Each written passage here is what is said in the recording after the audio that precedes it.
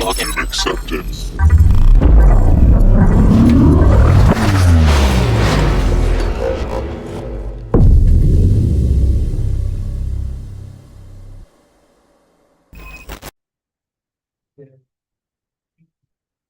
So really quick, who am I? My name is Ryan. I also go by Tired Person on Discord. I'm currently the director of comps. I'm a third year CIS major, and I was previously on the NCAE team and currently on the CPTC team. Today is the November 4th, and it's command and control. Um, on November 22nd, there's going to be King of the Hill, so please be sure to sign up for that competition. It's a very fun competition. I'll be deving it, so hopefully nothing goes wrong.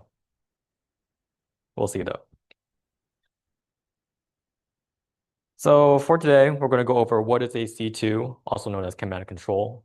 We're also go over C2 agents, the infrastructure of a C2, the general workflow, and how to bypass AV. So what is a C2? A C2 allows you to essentially manage compromised computers. So it's a effective program or for post-exploitation once you compromise the machine, whether as a low privilege user or as a high privilege user. It is also used to maintain persistence and exfiltrate data after you've compromised them, because these are essentially programs that you can run on execution, which we'll go into a bit later. And these C2 servers use something called agents, which are essentially just malicious software to call back to the server. So why do we use C2s in general? Well, the main one would be persistence, right? It's a lot easier to maintain persistence on a system when you're using a C2. We'll go more into this a bit later. But the ultimate reason why we use a C2 would be for evading detection and for stealth. With C2 agents, they're designed for stealth, meaning that they're meant to be undetected by AV software and EDRs. And this is done through obfuscation, which is generally used to make reverse engineering harder, as well as making it harder to detect as a software. For EDRs, AVs, they have a lot of different ways to detect C2 agents, whether it's through um, static enumeration of the file.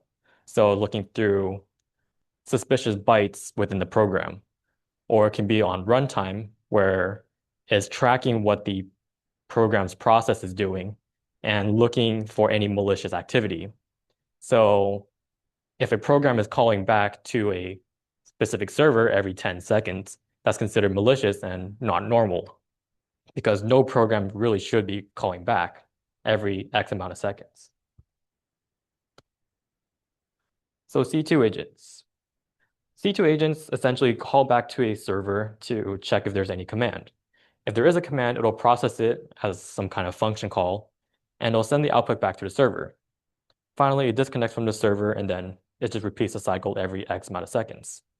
This could be 10 seconds, 30 seconds, 24 hours, whatever you want it to be. So with C2 agents, there are going to be a lot of types of listeners. The most common ones are going to be HTTPS, SMB, MTLS, DNS, WebSockets, or essentially any kind of protocol that can send data back. I believe I've seen some C2 agents even use ping as a way of transferring data. So you can be really creative with what you want to use. Personally, I like to use HTTP just because it's the easiest to set up. SMB would be if you want to use it for Windows. MTLS, I believe, is the most secure, while DNS is the most obfuscated, or it blends in with traffic the best because everything is sending out a DNS request.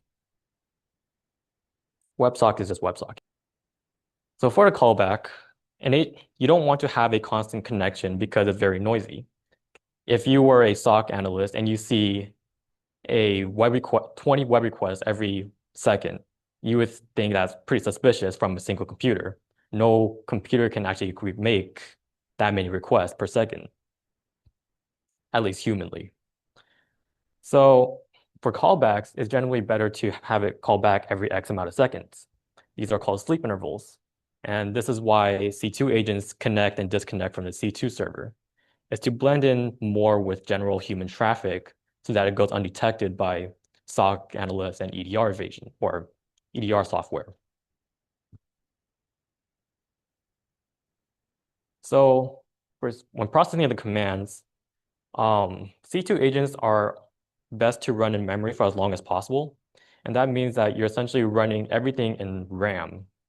So you never really want to have your C2 agent on disk or on the file system, because if your C2 agent gets caught and they cut off the connection, they have full compromise over your program or your C2 agent, meaning a good reverse engineer can just look through it, see what it's doing, find the IP address it's calling back to, find all your secrets, and just essentially burn the whole operation. And that is essentially why we don't use function calls like fork or execve or any similar calls. Because what these function calls are doing are they're making a sub process or child process, and essentially it's going to be detected through programs like Task Manager or PSPy. That is why we like to recreate as many shell commands as we can through system API calls. So on Linux, CD would be the same as chdir within C. That way, you're not calling any kind of pre-made commands. You're recreating them so that you're not creating another process. Okay. So this isn't a good example, but it's blurry. Oh, okay.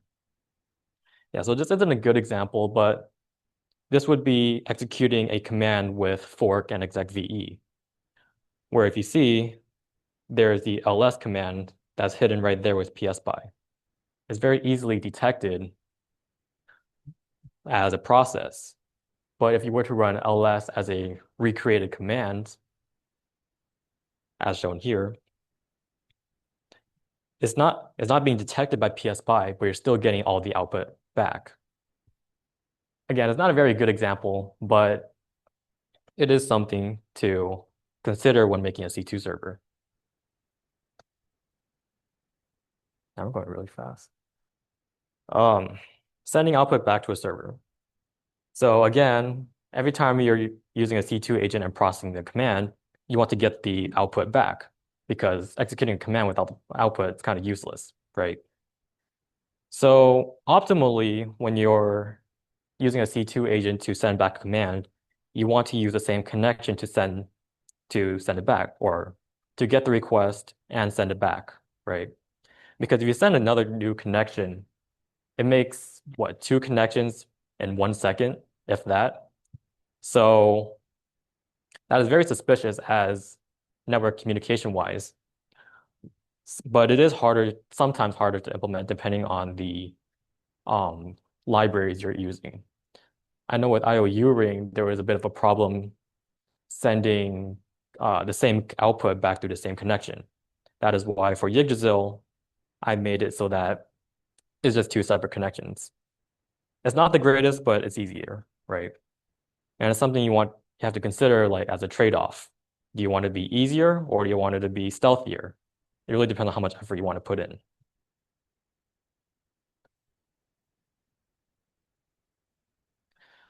For C2 infrastructure, this would be an example of Mythic, a very common C2 server. Mythic is very widely used as operations. I know some companies that I worked for use Mythic.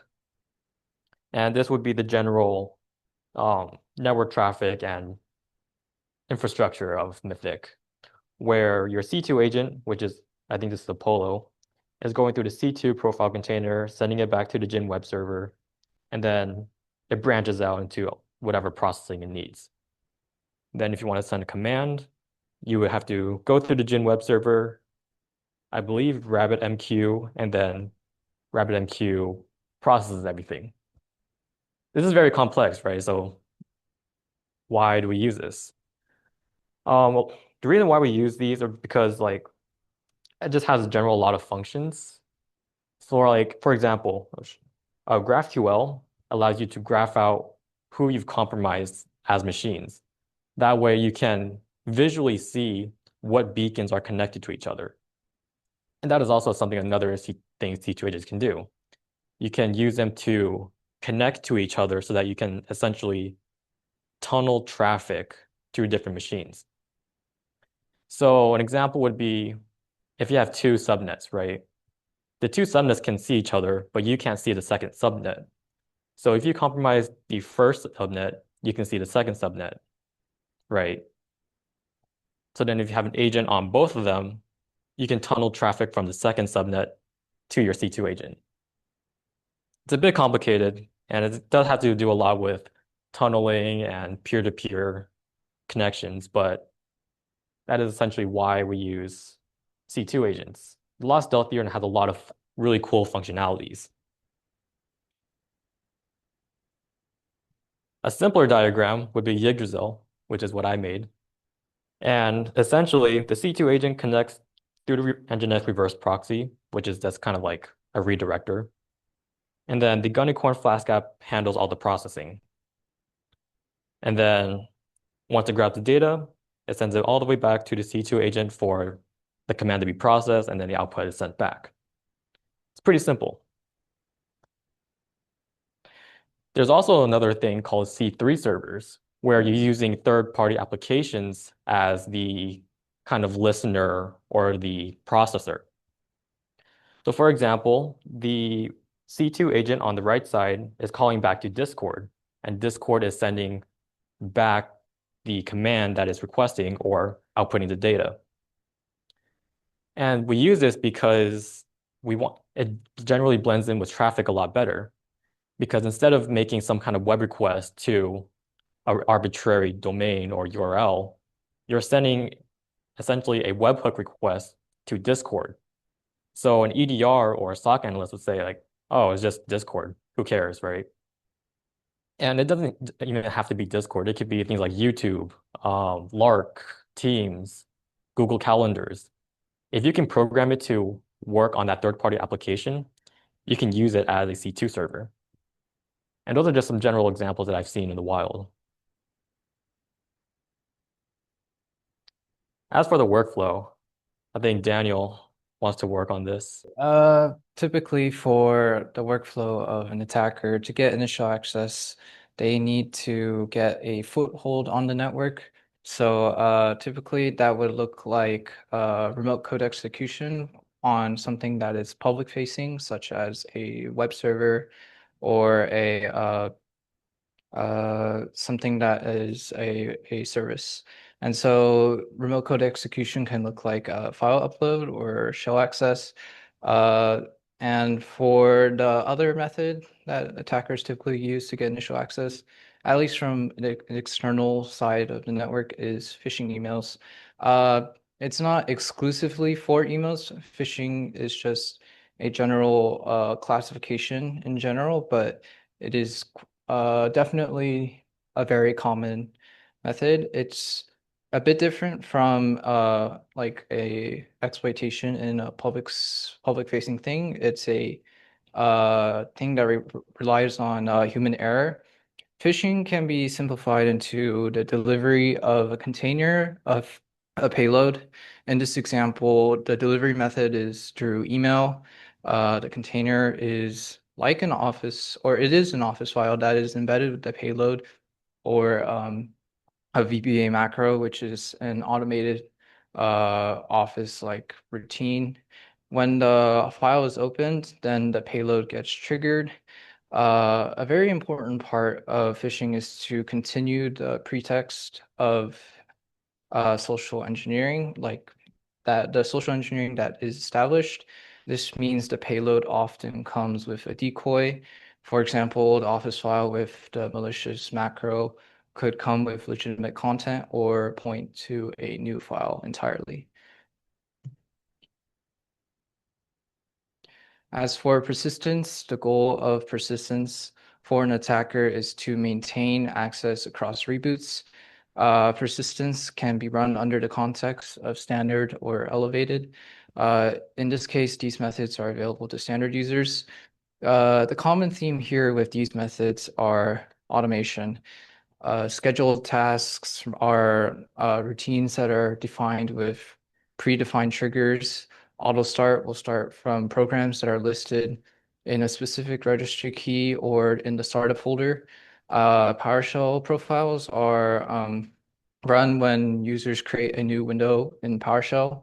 So if a beacon were configured to, or like a program or any malicious program, but in this case beacons, were configured to start with any of these triggers, an attacker would maintain their persistence, especially if their methods are hidden and obfuscated. So yes.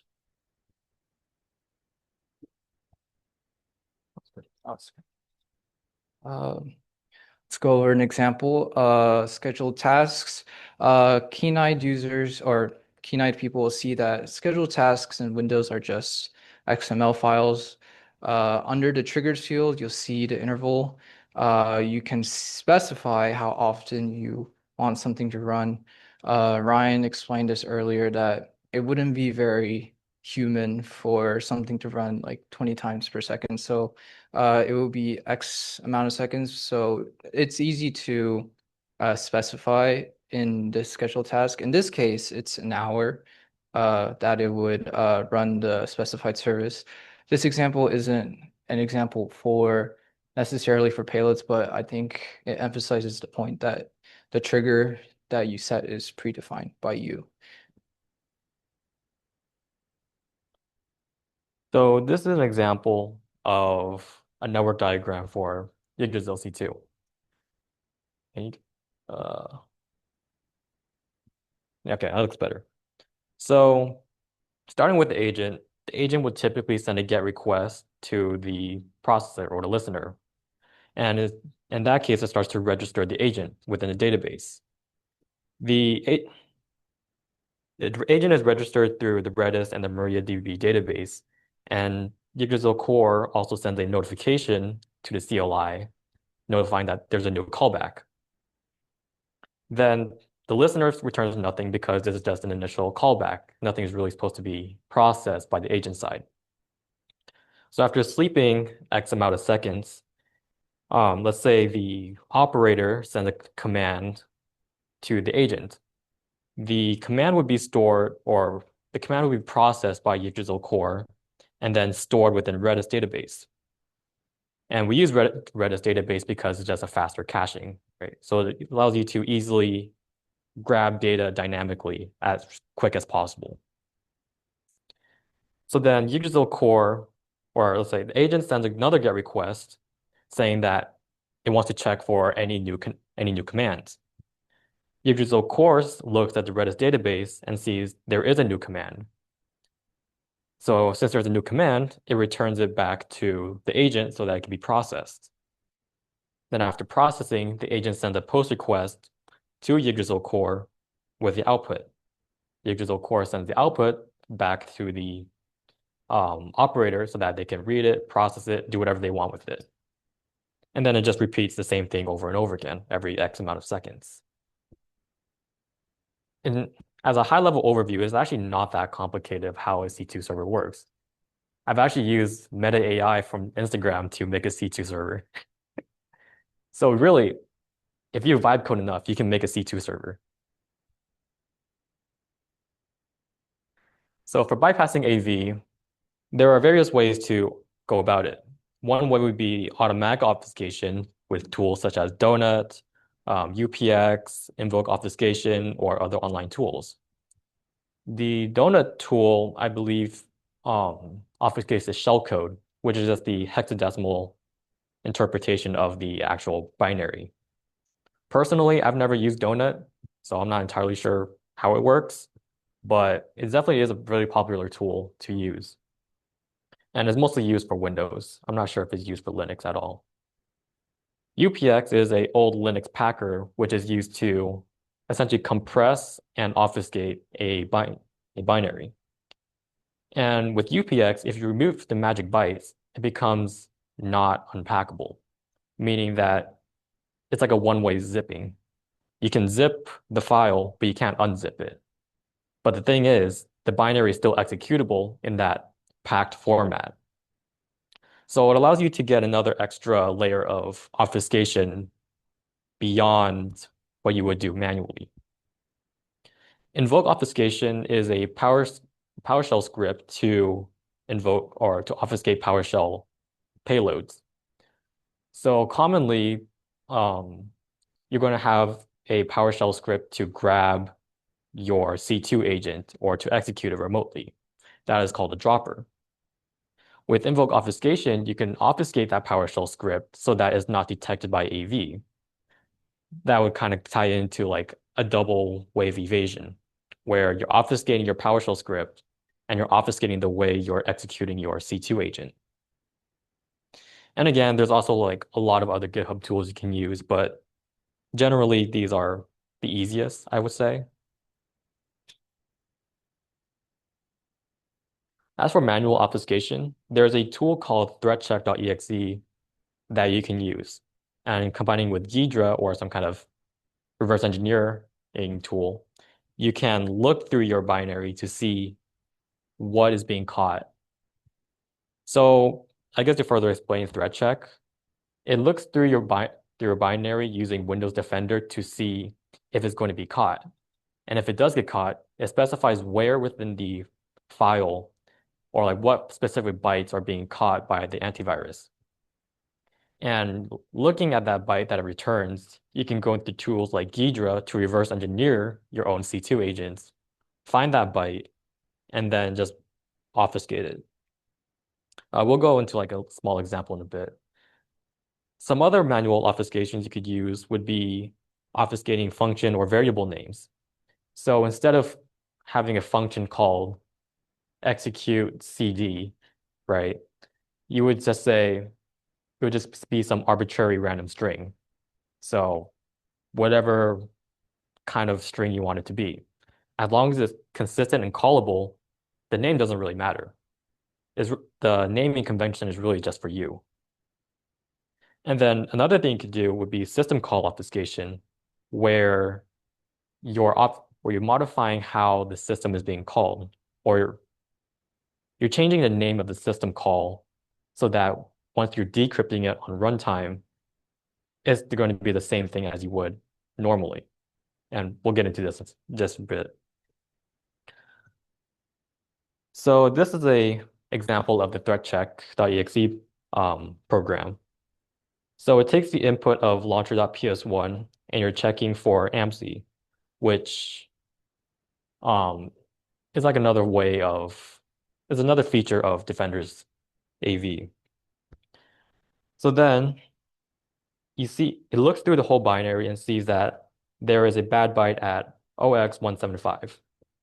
Personally, I can't read hex, so I don't really know what 175 is, but I can understand that this is a PowerShell script, and this is the section that is being caught. Right, so I would look into the PowerShell script that I checked it against, and essentially find this little section of code and just modify it. For argument's sake, let's just pretend the output from the previous slide was this section on the left side, right? This is an example of invoke WinPs, which is from PowerSharpPack tools. And they're basically just PowerShell scripts of .NET executables. But essentially, right, this left side, this line is being caught by AV. So what we can do is instead of just having this line, we can just modify it to this side, where bro is equal to system reflection.assembly, and you're just concatenating the string with at RAS. This still works, but it's not being caught by AV because AV is looking at specific strings within your binary. It's looking for specific bytes for specific strings through something called a regex or regular expression. So if you can modify your string so that it's not being caught by the regex, you bypass AV. And that's essentially the main principle of using threat check plus Ghidra and some kind of text editor. You're trying to modify your binary or your payload so that it's not being caught by the regex that AV uses. Obviously, different types of AV and EDR have different types of regex. Some are better than others, but Windows Defender is actually pretty easy to bypass. It's just tedious is all. And just to go around AV in general, there are so many ways you could use as a C2 or just as a workflow. So some examples would be reflective loading, where you're mimicking how the kernel executes a binary.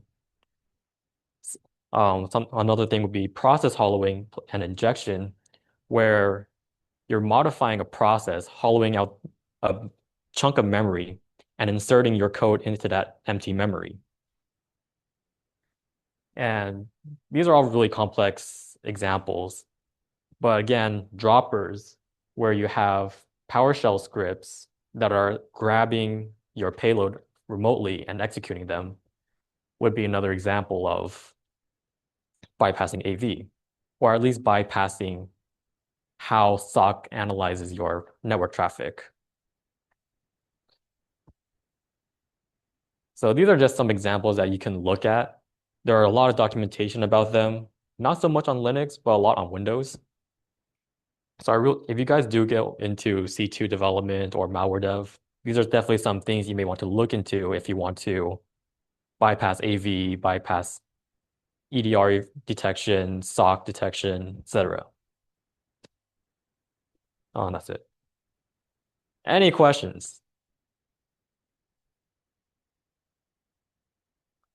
So Windows has a very large community, and such that like you it has a really large community so that you can almost talk to anyone and they'll know about Windows. Linux, even though it's open source, no one really touches it. So that is also why, for some reason, there's no actual AV for Linux. You can vibe code some kind of malware and it'll never be detected by AV on Linux because no one touches Linux. It's open source, it's free. Who cares? Windows is enterprise information and everyone uses Windows. I believe like what, 70% of people use Windows. But essentially, right, everyone uses Windows, so everyone focuses on the Windows architecture, the Windows backend. And that is why there's more support for Windows and um, I guess a bigger community for them. Yes. Molly. Yeah. So with threat check, right, it looks through the whole binary to flag for malicious bytes or malicious strings. And this is done by borrowing the software that Microsoft Defenders use. So this is a PowerShell script, and when you're using PowerShell scripts, you're typically trying to bypass AMSI because AMSI is more for, I forgot what it was used for, but I just know it's used for PowerShell scripts. So in this example, right, we're checking against AMSI, and we're trying to see if our launcher.ps1 script is being detected by AV. And it looks through the whole byte, it runs it, it executes it, and it tries to detect where within the payload script is it being flagged. And it identified a bad byte at 0x175, which is somewhere in here. I can't read hex. But if you look on the right side, right, you would see, oh, this is get type system management automation, blah, blah, blah, right? So then you would look in your PowerShell script, look for that string and see, okay, what can I do with this PowerShell line to make it not caught by the regex? And this can be done with saying like, I don't know, making another variable to make non-public as like a different variable. It's really just a matter of concatenation, making um, random bytes to that is not seen as malicious.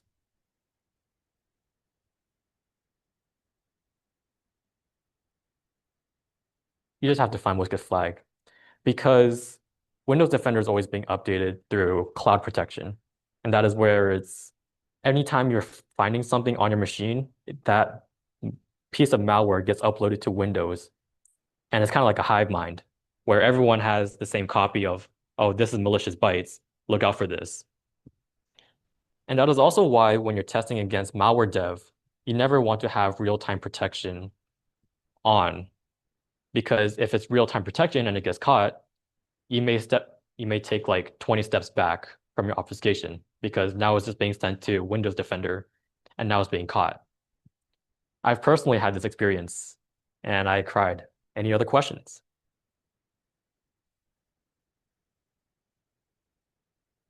No? Okay.